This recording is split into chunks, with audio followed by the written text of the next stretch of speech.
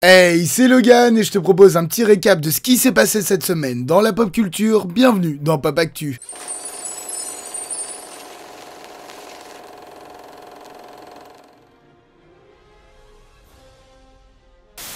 La série Daredevil Born Again avait commencé son tournage en février et devait aller jusqu'en décembre. Avec les deux grèves d'Hollywood, Marvel a commencé à visionner ce qu'ils avaient déjà tourné et c'est bien simple, rien ne va. Les exécutifs ont donc pris la décision de virer tous les scénaristes et réalisateurs de la série afin de quasi tout recommencer. Les problèmes principaux auraient été le fait que la violence de la série Netflix était quasiment absente de celle-ci ou encore que Matt Murdock ne met le costume que dans le 4e épisode. Une chose assez étonnante sachant qu'on l'a déjà vu dans She-Hulk. Disney profite donc de la grève des acteurs pour pouvoir peaufiner le scénario avec de nouvelles têtes afin de reprendre le tournage dès que celle-ci sera finie. C'est une grande remise en question qui se fait actuellement chez le studio qui a notamment pris deux décisions pour ces séries. La première, désigner un showrunner pour chaque série, c'est-à-dire une personne qui sera chargée de suivre la cohérence de la série et en faire un suivi quotidien. La seconde, arrêter les séries limitées, c'est-à-dire celles d'une seule saison pour en proposer des plus longues avec plusieurs saisons comme Loki ou What If. Il n'y a plus qu'à espérer que toutes ces décisions pourront réveiller à nouveau l'intérêt des spectateurs pour le MCU.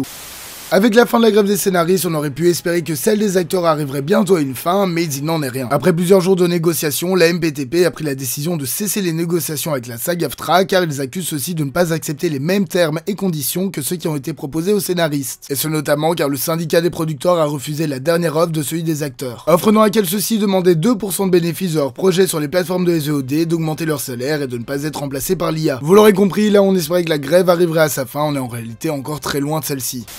Malgré ce qu'on aurait pu penser plus tôt, DC n'est toujours pas fixé sur son avenir. Il a récemment été plus ou moins officialisé que tous les acteurs jouant les héros présents dans la version Justice League de Zack Snyder ne seront pas repris. Bon, pour Ben Affleck, Henry Cavill et Ray Fisher, on le savait déjà, mais on compte aussi que Gal Gadot ne jouera plus Wonder Woman, et pour ça les raisons sont assez floues. Ezra Miller ne jouera plus Flash, sûrement suite au déboire de l'acteur et le flop du film en salle, ça c'est assez logique. Et pour Jason Momoa, c'est notamment dû à la production chaotique d'Aquaman 2 qui s'annonce aussi comme un nouveau flop. Cependant, il devrait être le seul acteur à garder un rôle dans l'univers, les spéculations le voyant interpréter Lobo en prenant en compte que l'acteur avait déjà déclaré qu'il jouerait un autre personnage qu'Aquaman. Bref, vite 2025 que tout ça soit enfin un peu plus clair.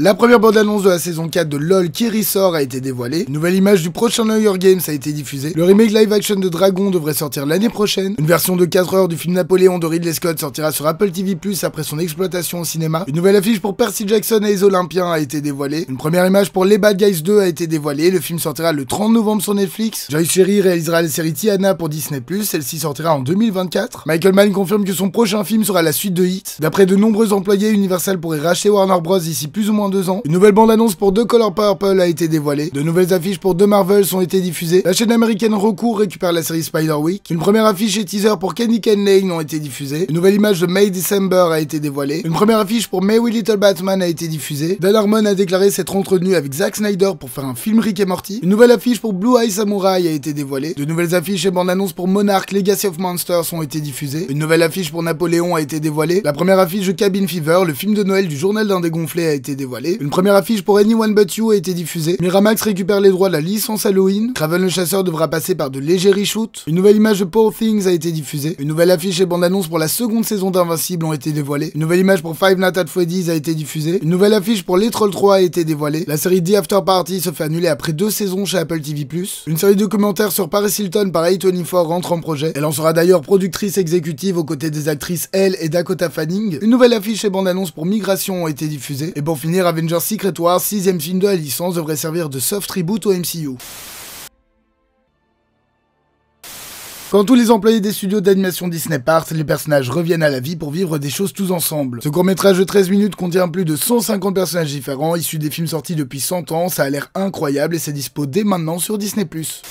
Au début du XXe siècle, le peuple Osage est l'un des plus riches au monde en ayant découvert du pétrole. Les hommes blancs américains sont très vite attirés par la richesse du peuple qui vont venir soutirer, voler et tuer. Le film historique de Martin Scorsese sortira en salle dès ce 18 octobre et au vu de la durée de celui-ci, pensez à passer aux toilettes avant.